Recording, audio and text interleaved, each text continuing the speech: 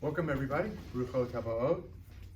Once again, our sponsor is not here. We need to thank her anyway, Rita Geller. She's recuperating and hopefully we'll be back here soon. And we also should dedicate today's learning to Refuah Shlema for anybody who does need it, right? So we started last week with our case of the two litigants that came into our courtroom. And here we are, we have to judge. So the Mishnah told us what to do, right? The case was that Fran and Miriam were each holding on to one end of the sweater, and each one of them said, what? What did you say, Miriam? I found that in the parking lot, it's mine. Okay, she said, I found it, and it's mine. And what did Fran say? Same thing. Fran said the same thing. She found it, and it belongs to her, right? And our Mishnah told us, so what we do in such a case is that they need to, each one of them swear, because there were no witnesses to the event, and we only have their word. And so we brought up the possibility of Eva having seen it, and that was sort of just a hypothetical, because we know that testimony of witnesses has to be done a certain way, and truth is established in a Jewish court by the testimony of witnesses. That means two witnesses, they have to be male. Unfortunately, that's not my rule, but that's the way it is. There have to be two witnesses. The witnesses are interrogated, and the judges determine that the testimony is reliable, and the testimony of two witnesses establish truth in a court of law. Since we have no witnesses, all we can do is we can have them swear. So each one of them swears that they own no less than half. Because what's going to happen is that once those shvuos are made, we, the judges, are going to divide the item. So if it's an item that can be cut in half and each half retains a value, then we do it that way. If by cutting my sweater in half, then you have, might work for an amputee, I'm not sure, but that sweater has no value once you cut it in half, so what you do is you sell it, divide the proceeds. Then we took the case of two people coming into court, same thing, they're holding on to either end of this garment, and one says, I found it by myself and it's all mine. The other one says, we picked it up together and therefore it belongs half to you and half to me. In that case, there was no witnesses to verify what took place. Again, we have to make them swear, but what are they going to swear on in that case? They're going to swear on what is in dispute, okay? There's no argument about half. They both agree that the one who says it's all mine has at least half, because the second one says what? She says that we found it together, and therefore all I'm entitled to is half. I want half, but that's all I'm entitled to. The first half, there's no disagreement. Therefore, there's no need to swear on the first half. Okay? The one who says it's all mine takes a shvuah that she found it and she owns no less than 3/4. Right, Jill? Yeah, but how does she base that on? Because here's what's going to happen. If you have a situation where the entire item is in dispute, now what the court is going to do is, let's say one of the litigants is lying. In all these cases, one of them has to be lying. But let's say the person who is lying thinks it over and decides not to make a shvuah, not to swear. So let's say the first one swears, I own no less than half.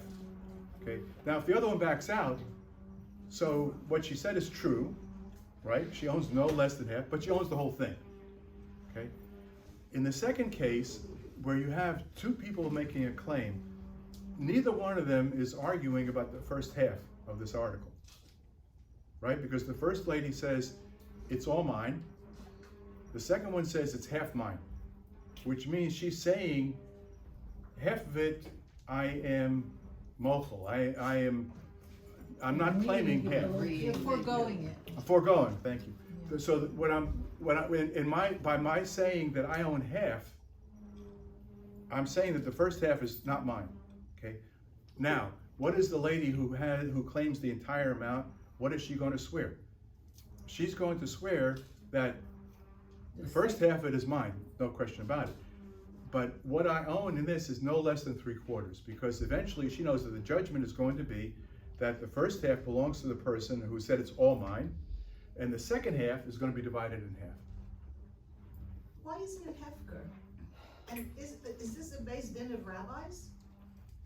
Yeah, it's a Jewish court. So why isn't it Hefker, and the rabbis should decide who it should go to, based on maybe, Based on what? based on, how many sweaters do you own, and how many sweaters do you own? No, it's got nothing to do with it. I have It's a sweater. A sweater. Excuse me, years ago, a sweater was a big deal until you weave the wool and you dye it and you sit and you do. Believe me, it Yeah, was but neither very one of them did that, they found an ownerless sweater. Right, so now they found it, it doesn't have to be a sweater, that's what we had to use. It could be anything, it could be a pashmina, it could be something of great value, whatever it is. Yeah, that might make a difference. But the point is that it's important enough to Fran and Miriam that they're willing to come into court and argue about it. Because if neither one of them thought, let's say they picked it up and Miriam said, you know what, I have 6 gray sweaters at home, you take it, That's like. right? She could have done that, but Miriam didn't do that. Miriam said, oh, I want it, I like this sweater. And Fran said, it's LL Bean, I like that too, I want it. So now, they can't decide on their own. They need us, Fran. I was just wondering, like, if they each thought that they were entitled to, why would one person say, I'm only entitled to half, and the other person say, I'm entitled to the whole? Okay, Because so the she's fir- admitting that the other woman picked it up at the same time with her. So she admitting that That we she- both own it because we both picked it up. Right, but if she knows that then that person's gonna get 3/4, you know what I'm Doesn't saying? know. No, the half is Maybe gonna they be, don't know. the half is gonna be decided, and then they're discussing the other half, so that person that's, talking about, I owe no less than 75%, realizes that, that person is going to be entitled, or wants to be entitled to that percentage of the rest of the 50? Or is that too complicated? Because Right, the so- argument is only on one half, not on the whole thing. They both admit that the first half belongs to her. Now, but she says that the other half also belongs to me. So they really, when they go into court, they're only arguing about the second half that the other one claims that it's her. So if they both claim on the second half, Then it gets. then the judge is gonna make, okay, half for you, half for me, which comes out to 3/4, Right. something like that. Exactly right, so that's what the Something like ruling is, and then we got into the case of 2 people either riding on a horse, or one On a person donkey. leading it, on a donkey, on an ox, whatever, or one person's leading the animal and the other one's riding on it. So we learned the principle that leading is the same as riding in terms of taking possession, and the same rules apply. So now, we know what the rule is, but the Gemara is gonna try to find out what was motivating, hi Marilyn, what is motivating the Mishnah to explain it in this way? Why did they take it and give this kind of a ruling? So if you take a look at the Gemara, which you see the large letters Gimel Mem, right? That's an abbreviation for Gemara, and that's where we're going to start today. It's, if you're doing the English one, so the English starts right about the middle of the book. Says Gemara. And you want to start with the Gemara, right? It's page 2A in the English section. It starts with Gemara. Okay, if you're doing it, if you're trying to, How many line off? Lama Li? Lamali, right? Oh, Okay. Lama Li, none. So the Gemara starts with Where Lamali, it says Gimel Mem. right? Gimel Mem is an abbreviation for Gemara. Okay, so the Gemara says, lama li lemisna ze omer ani mitzasiya, v'ze omer ani mitzasiya. The Gemara knows that if there is something written in the Mishnah, it's not just extra words. Every word in the Mishnah has a meaning. Remember we talked about that's like a telegram, right? And you pay for every word. Same way. So if the Gemara says, so the Mishnah is asking, the Gemara is asking, why did it have to say, Miriam says I found it, then it says, and Fran says I found it, right? Ze omer kula shali, v'ze omer kula shali. Again, the repetition. Miriam says it's all mine, Fran says it's all mine. Why is the Mishnah listing this case in that way? Okay? Listening chada. So let him just say, make one claim. Why do they each one have to make two claims? And you specify, this one said this one said that, and this one said this, and this one said that. It seems like it's redundant, right?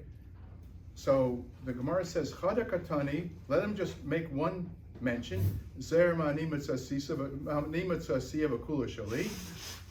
Miriam says, I found it, it's all mine.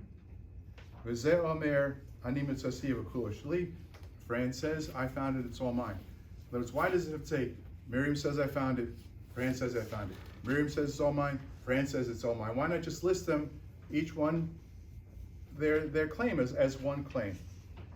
So, Velisni, or they should say, Ani mitzasiya v'ana yadana dekula shali, or let him say, I found it and I know it's all mine, right?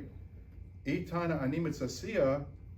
So the Gemara is giving us an answer. If the Mishnah had said, I found it, just said I found it, right? Because if I found it, it's understood it's mine, right? Marcia, right? Yes. Yeah. If I found that sweater in the parking lot and we come into court and I say, I found that. So we would understand that it's mine, right? Because it was ownerless, there's no mark on it, we went through lost and found, whatever we did. And now one of us has to get it. I found it. We would understand that means it's mine, right? So Hava Amina, I would believe my mitzasiya, what does it mean? I found it. Re'isiya, I saw it, right? Like I went diving in the Bahamas and I saw a wreck down below. Can I, by virtue of the fact that I saw it, can I claim the gold that's on that wreck? No. The Gemara is telling us that the Mishnah is introducing a principle that just seeing it does not mean it's mine. I saw it, but I didn't do anything to effect ownership of that, okay? So if it only said I found it, you might think that finding means seeing, okay? So because afagav delo asoy liyodei, even though it did not come into my hand, into my possession, just by seeing it, I have taken possession of it. And the Mishnah is telling us that doesn't work. Okay? So we're learning important information, that if you purchase an item, you've got to do something to effect that transfer of ownership. And generally speaking, if it's something that you can move, then you've got to move it. Whether it's something you can lift up, or like the animal that you lead, or if I buy your car, I've got to drive across the lot, whatever it is. I have to do something to make it indicate that it belongs to me, okay? So, therefore, Tana Kula Shali, Debariya Lo Kani. That's why the Mishnah has to say, not only did I find it, but it's all mine. And if it's all mine, means that I've done something now to effect that transfer of ownership. So that indicates that just seeing it doesn't work. Okay? So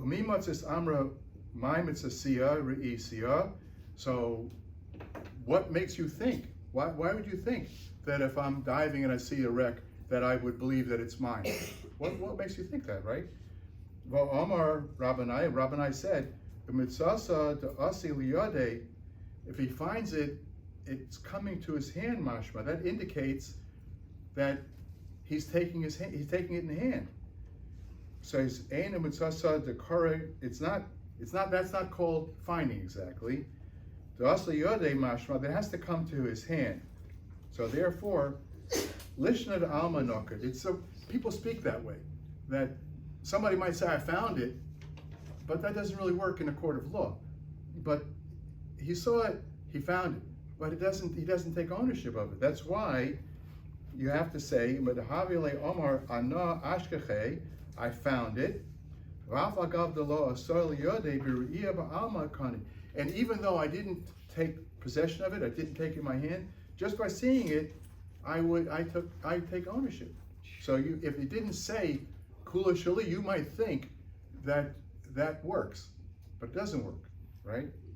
So Tni Kula Shali, that's why the Mishnah says Kula Shali, it's all mine, meaning I've done something to make it mine, right? Because just seeing it does not make it mine. Okay, so the Gemara says, well, let's try a different way. So if I just said I found it, that doesn't work. Why didn't I just say it's all mine? If it's all mine, it means that I found it, right? So Velisni Kula Shali. So let the Mishnah say it's all mine, right? Again, we're trying to find reasons why this extra words, which seems to us to be extra words, why they're in there. So the Gemara wants to say, let them just say, so let Fran come and say, this is all mine. Or let Miriam say, this is all mine, without saying I found it. So we would understand that they found it, right? That's what the Gemara is saying. Maybe we shouldn't say that, right? And we don't need to say I found it. Okay, so the Gemara says, not so fast. Itani Kula Shali, if all that they said is that it's all mine, Hava Mina Ba'alma Tikatani Mitzasiya Bariya, we might understand from this that in any other case, seeing is owning, right? In this particular case, they're holding it. But maybe some other case, like me, we're going on this cruise and I'm gonna go snorkeling, right? And I see a wreck down below. And in that case, maybe in that case, I could become the owner just by seeing it.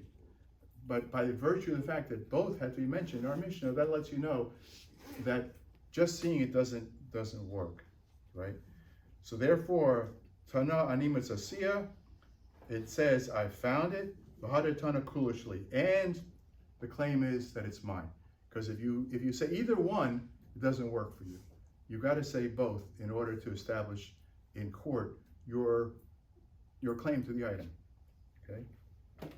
The Mishnah Yisera Ashmeina, because of the fact that the Mishnah basically is making four statements, right? I found it and it's all mine. I found it's all mine.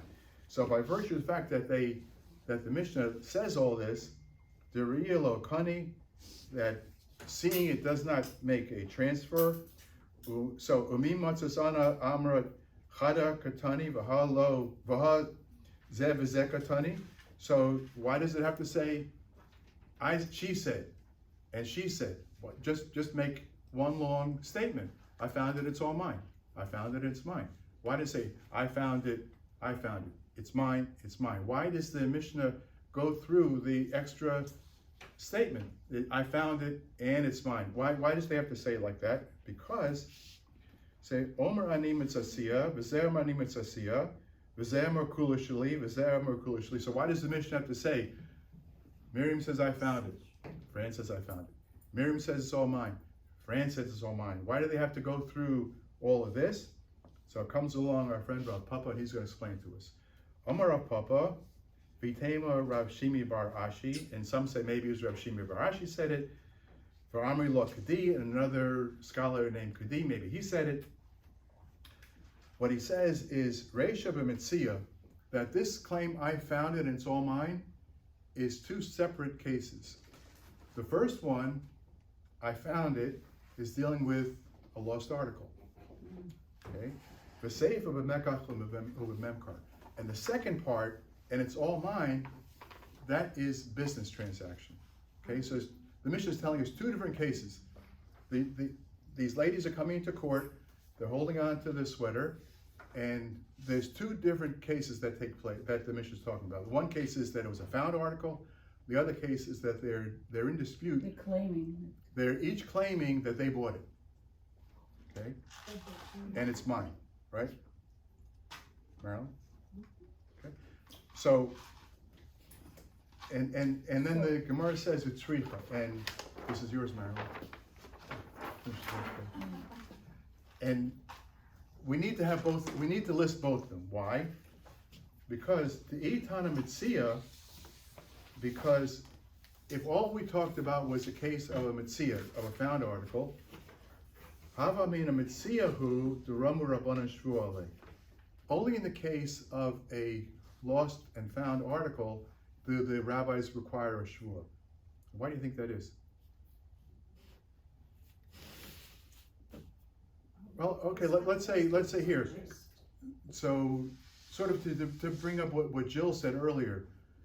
So Jill happens to know that Miriam likes gray sweaters. She's wearing one today. She's got 6 more at home, right? So Fran says, if I lie, Fran, God forbid, but if I make a claim that it's mine, Miriam will let it go because she's got 6 other sweaters at home. So why don't I just say it's mine, and she'll just say, and Keep it. therefore the rabbis say we make them swear because technically Miriam does not have a loss if she doesn't get her share of the sweater because she didn't pay anything for it, right? They found it, and she already has 6 others of the same type. She could do without it. So Fran is saying, you know what? If I say it's mine, she'll say, okay, you take it, you keep it, right? And therefore, we don't need to go any further. So, yes, Joe? Wouldn't Pirkei Avos agree with what you're saying now? That there's no reason they can't work it out in a some kind of way? I like the way you think, but listen, we have courts of law because there are sometimes situations arise when people cannot solve a dispute by themselves. They need us to be the judge. Eva? What if it's not a sweater, what if it's something of value, let's say, Doesn't matter. they're walking on, in the sand and they find a diamond ring, Okay. and Miriam picks it up and puts it on, right? Okay. So now what is Fran gonna do? Miriam is wearing the ring. Miriam No, clearly she'll found say, it. hey, I saw it, it's mine. No. No, but the seeing, But the there's a seeing. third person Do it. that it really belongs to. She found it. Did she find it? She saw it. If she found it, she put it on her hand, so that means according that she found it. Who's she 30 disputing seconds against? before. Who's she Nobody arguing? else Well, the put other it one on. saw it also, but she didn't have a chance to put it on. The seeing Right. equal finding? Yes. According to the Gemara? Seeing does not equal finding. Right. Okay, so I will go a little deeper. I understand what he's saying, that he's trying to prove that if you just see a Metzia, whatever you found, it doesn't mean it belongs to you. But in this case, the Mishnah starts with a word. These are the word that it says here. Shnaim ochzin betalis. Ochzin means they were holding. Correct. So there is no question when they said, I found it, that they saw it. The question, they were both holding it. It doesn't really, the halacha, the whatever it is of the inyan of seeing and it's not yours, doesn't so much belong to this Mishnah. I mean, according to me. Well. Thanks, Marguerite. So, let's take Eva's case, okay? Miriam picks up, they're both, Miriam and Fran are walking on the beach, and maybe they've got a metal detector, maybe they don't, whatever it is, and there is that diamond ring. Miriam picks it up and puts it on. Now who's possessing that ring? Miriam. Miriam. So can Fran say it's mine? She could say, I lost it. She lost it, it's another story. Neither one of them lost it. It's okay. So no, So- she cannot say it's hers. She can't say, I saw it also. Does that claim hold water? I saw it? No, we just learned No, that seeing does not equal finding. right, it doesn't Right. abide ownership. That's right, does not affect, so, In the case of the sweaters, they were both holding But it, they were so both they both holding claimed it, so ownership. it's no question Yeah, the ring. of seeing. Don't It think says, it this- starts with the words. They're letting you know that it's repeating it because you are both holding it. It was not a question of seeing. And the Gemara comes and they argue, why are they repeating it? Because Metzia of seeing doesn't, does I not work. don't see the connection. Well, that's what we just did, right? We just said that. Right. We just said, why does the Gemara have to say that the claim is, I found it, I found Why it. is It's repeating it, mine, right. it's mine. Why is it repeating all this? So first of all, it's repeating to let you know that seeing, Is not. it doesn't work, right? So Right. We eliminate. Fran saw the ring, she didn't pick it up. But don't you have to try and find the owner? I mean, that's something Yeah. very. Yeah. Right, so all of, Whole different Gemara. yeah, all of these cases are situations where there is no mark on it, Okay. right? So we can't tell, is it an emerald cut or whatever? So we don't, I could tell. you, okay, so maybe, so there's, let's say, whatever the item is, let's say it's a plain gold band, Right. right? And there's no mark on it, it's not engraved inside, ani lidodi vidodi li, like mine says, whatever it is, and there's no way for us to ascertain who owned it. Nobody is claiming it, right? We go down to the police station, right? Because we found it on the beach in Fort Myers, and we go to the police and we say, I found this gold ring, and so then, meantime, they walk in, they're holding, they can't be holding the ring, Right. but the point is that we've gone through all that. There is no owner available, there's no owner evident. We've tried as much as we could to locate the owner, and now it's ownerless, and now we come into court with this ownerless item that we've both held on to, we have to settle, okay? So, yes, Jill? Isn't a Metzia a bargain? Metzia, that's a slang term. That's a slang term, it's a Yiddish slang term, Metzia, it's a bargain, right? Oh, okay, so the word can be used both ways. Yeah, Metzia means a found item. I found something, so a Metzia, a bargain is something maybe you didn't expect, it's A word. A great find. great find, there you go. Okay, so, May I ask you just Sure, one sure. little thing? It's like, this is the season that people give gifts, the goyim, whatever it is. So I remember a few years ago, probably 5 to 10, that people had sales, and for instance, stuff for kids. So two women were fighting, the Black table Friday. was put out, and they had these, whatever it is, that they were looking, like a booba, a car, a doll, I don't, and Cabbage two Patch Kid, women remember that one? grabbed it. One was on this side, one was, and I'm telling you, they nearly killed each other. But it wasn't But Jewish the law. point is, but Right. is that this type of a thing? that's the next case. Oh. I'm glad you brought it up, that's the next case is a business transaction. Right. Right? Who are we gonna pick on? Okay, so Kate owns, Kate has an eBay business where she sells Cabbage Patch dolls, and, Okay, cabbage. right? And two women claim that we can't determine exactly who was holding on to it. They're both holding it, and they say, I bought it, each one says they bought it, and now we have to ask Kate, who's the customer, okay? So if you remember, when we talked about Eva seeing the incident in the parking lot, and we said that was sort of a hypothetical because we know that testimony must be two people, two men, generally speaking, and so the testimony of one person doesn't work. So if Kate is selling these dolls, and Mindel and Marcia both come holding on to one arm of the doll, we don't trust Kate to say she sold it to Marcia or sold to Mindel, because how many witnesses is she? Yeah, but One. if something like that is She's only one irrelevant, witness. because Yeah, but whoever ordered it, There's no First. paperwork. what? Yeah, but the No time would be- paperwork. You said it was an So it's, eBay. eBay, that's a bad example, right, because, A because store, a store. she has a store, right, she's, she has a kiosk or a booth in the festival market, Right. and she has to get rid of her merchandise because they're gonna be tearing that building down, right? No, No, they no, changed. no. They changed? Changed. Okay, Kate, you can take it No easy. fair. Amazon is, So they're not gonna tear down. No. No, Nope, it's no. off. it's off. The deal fell through. It fell through. Deal fell through. Okay, so here we are, here we are. At the Hanukkah boutique. At the Hanukkah, okay, at the Winter Boutique, right, which is gonna be held on December the 7th in the auditorium. Everybody should come.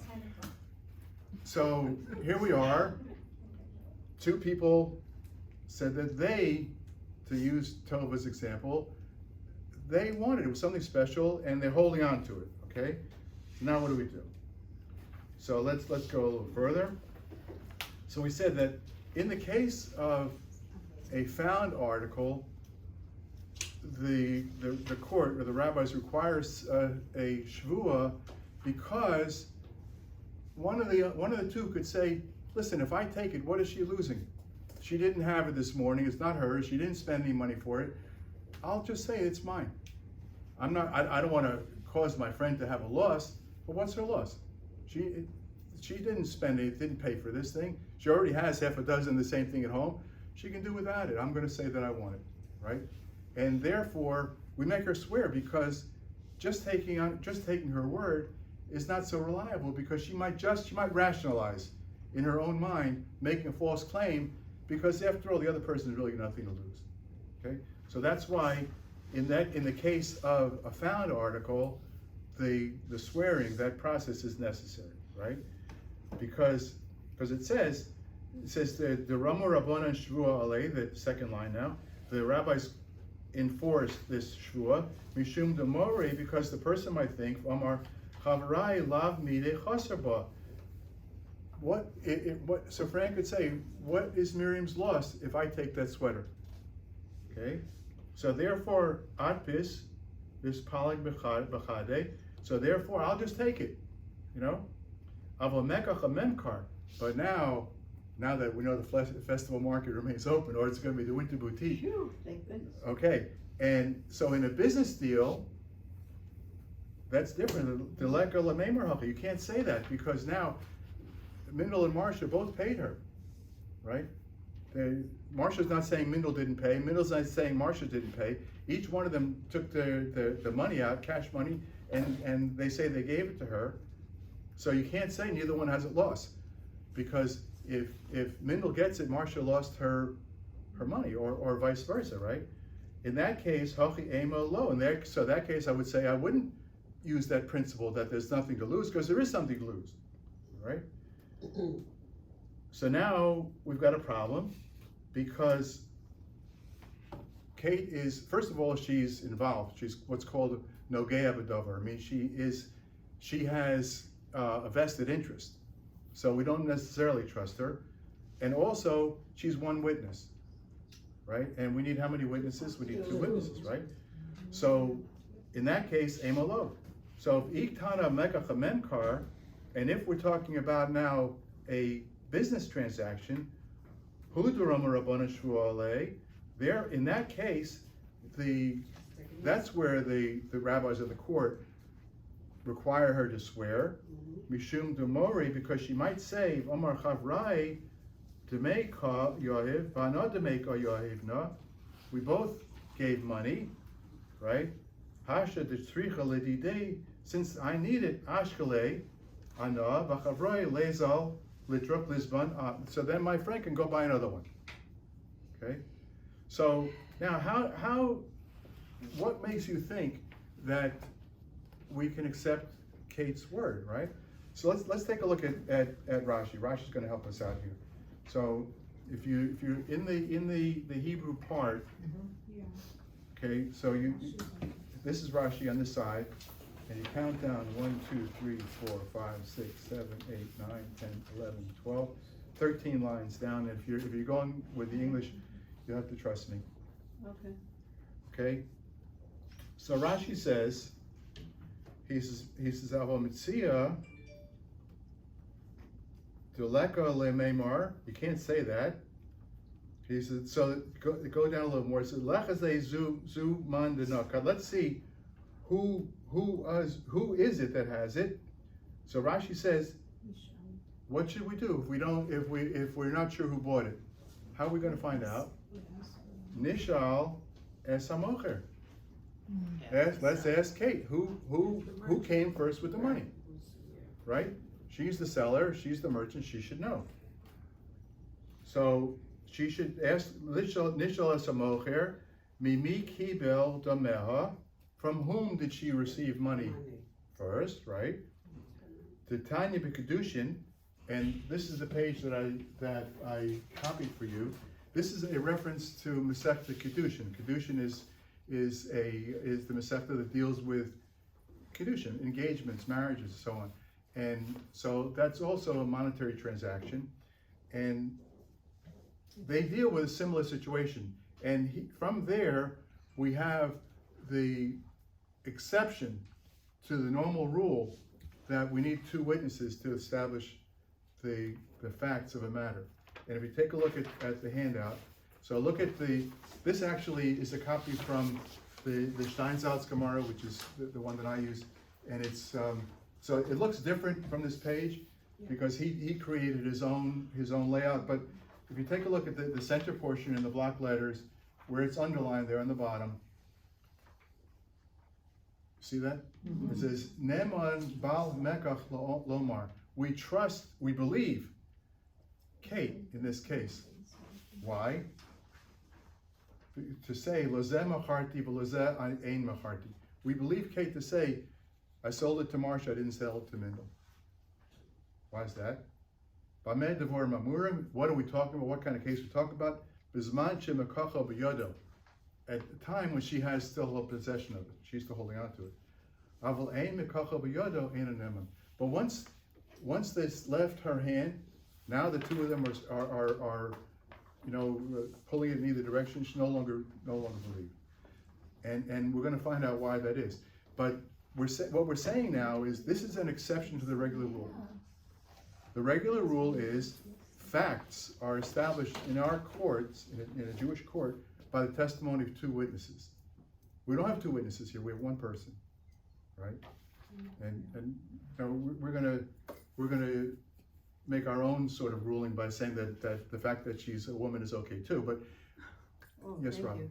Is the underlying assumption that the seller was dishonest and sold to two people? No.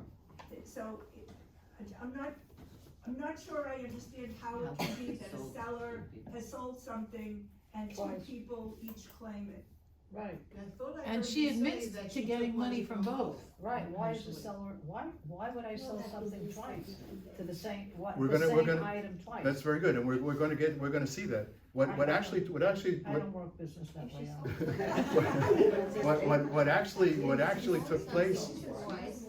took place here is that these two, here you have two grandmothers, after all, right? Right, and the doll that's in style this year, I don't know what is it, LLO Surprise or whatever, I don't know what the kids are buying, and they're determined that their granddaughter is going to get this. So along came one of them, I won't say which one because I have to live with one of them. One of them went over to Kate and said, you have this item for sale, here's the money for it. And then the other one came over and said to her, take my money too. So one of them was a willing transaction on the part of the seller. One was like a coerced transaction. She didn't want to sell to the second one. But the second one gave her money anyway. And now the two of them are fighting over it. Okay? So how are we going to establish the truth of what took place? Why did she take the money? Why did she take the second? She was forced to. The person put it in her hand, put it on her table. She's in a winter boutique, whatever it is. She said, I want it, here's the money, and now Kate is the money from both of them. One gave cash. They both gave cash, whatever was the currency that they gave. Hands on the second money. Pardon? Right, she didn't have to Put her take it. hands on the second It money. could still be. It's on her table. Her table now acted like her Yeah,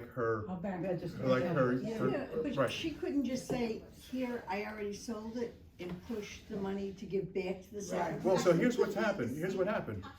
The two of you came to the winter boutique. Kate is behind her counter, right? She's got a lot of other customers over there. The first one of you hands her money. She gives you the article, let's say. The second one takes the money, puts it down, says, I want it. And Kate is busy and she says, look, I already sold it, you take the money from me. And now the two of you are struggling over it. Okay? So now, comes into our court, because Jill, we can't settle this by Pirkei Avos. You know, when you have grandmothers. But it changed my way of thinking. Right. So you have these two women are in a dispute over who gets to be the hero to the granddaughter, and how are we going to resolve it? So the Gemara says in the Gemara Kedushin that in such a case we will accept the testimony of one person, the merchant, the seller. Right. It's a special case. Normally the testimony of one person doesn't work. In this particular case, we can take the testimony of one person. Okay. Because she was actively involved, is that why? So now let's take a look. Let's see what Rashi says about that. Why do we make such an exception? So again, on your page, you have an underlined section all the way on the right the right column. Okay, so let's take a look. That's Rashi over there. So Rashi says, Ne'eman Baal HaMekach. So the seller is believed because Sefer de Brisa, this is the end of this discussion, this Brisa that we talked about. Lozeh Macharti. Kate is believed that she sold it to one of these ladies whose name starts with an M. I'm not going to say which one. So, Im Shnayim Orin Al Mekach. If the two of them are in dispute over who purchased it, we believe Kate. Okay, Ze Omer Macharto Li. Marcia says you sold it to me. Ze Omer, and she says, and Mendel says, Machart Li Machart. You sold it to me. V'Shali Mekach, and it belongs to me. Right? Each of them is claiming the same thing. You sold it to me, Kate, and it's mine. Okay. So Lakaman Muki Lo Shishnehem Nasnu Lo Domim, and they both gave her money. Right? Kol Echad Ve'echad Domim Shleimim, and they both pay the full price. So there's no question of that, right? Echad Medato, one of them with Kate's agreement. Echad Bal Karcha, and the other one forced the money on her. Okay? Either way, they both paid. So now we're going to depend on Kate's testimony to let us know which of these two grandmothers bought it first, and without this coercion part. Okay? So in that case, Bismancha Mekacho Biyodo, when she's still holding on to it, she still hasn't. She's got a gift wrap or whatever. She hasn't delivered it. She still has it now. When Kate still has it, okay, each one of them paid her. But she wants to tell us in court now which of them have the right to take it. So when Kate still holds on to it, we believe her. Why? The Rami Alayla Medak, because she's going to be particular. So Lachser Lo Mizeh, Lachser Lo Damav, because she has to know which one she has to return the money to. And not to give it to the person to whom it was not sold. Right? She's holding on to it, and we trust her to know who it is that purchased it. Right? The Kamle the Mishapara, because there is a principle that if you make a certain promise to make a donation, or you're late paying off a loan or whatever it is, there is a parsha called Mishapara, and what it means is that by you not fulfilling your financial obligations, Hashem is going to take it out on you. You know, the court can't prove it necessarily, but you should have done something financially. You didn't do it, so the rabbis give you what's called a Mishapara, where they say to you, we can't do anything, we can't take it from you, we can't prove it because the laws of evidence don't allow us to do it, but you know, you didn't act properly. So the merchant in this case doesn't want to be involved in that. So she's going to pay very close attention while she's holding on to it to make sure she gives it to the right person, because she doesn't want anybody to make a claim that she acted improperly. Okay. Never. Never, okay? So we wanna make sure, Hilkach Medak Dai, therefore, she is very particular, and she has in her mind, she's gonna be paying attention to what's going on here, right? Avo Vizman She'en Mekach Al B'Yodo, but once she's already turned it over to one of them, in that point, Ushneim Ochazin Bo, and they're both holding on to it, Eino Neman. From that point on, the merchant is no longer believed, right? The Kivan de Lava lay, because she no longer is in danger of having this statement said about her, because she's turned it over. She did her part. She got paid. She produced the merchandise. So she's no longer. She had all these women, all these people were standing in front of her. It's a winter boutique. It's very busy, and she's making a lot of transactions, and she doesn't remember at this point because she turned it over already. It's out of her mind, and she's on to the next customer. But she gave the money back? So that's another story. But in the meantime, she already gave the article, and in that point, they're both holding on to Enonem, which no longer believe. The Kivin de Lavale Ramya, because we can no longer force her to swear. So Tulo Dayak Liz Karlamihu. So now she doesn't have to remember any longer because she did her part. She got the money, she turned over the article, she's on to the next customer, she's not thinking about it anymore. And now that special exception that we created for the merchant does no longer exist. Now we're back to the regular rules. And the regular rules, we need 2 witnesses, and we only have 1. Alright, so basically this Rashi is saying talking about the seller.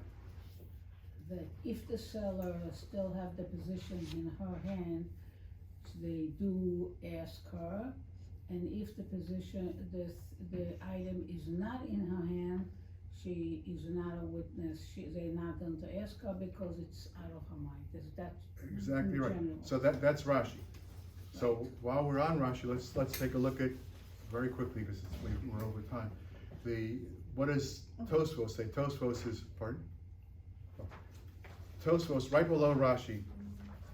So Tosfos is either Is it in Rashi's. English in here?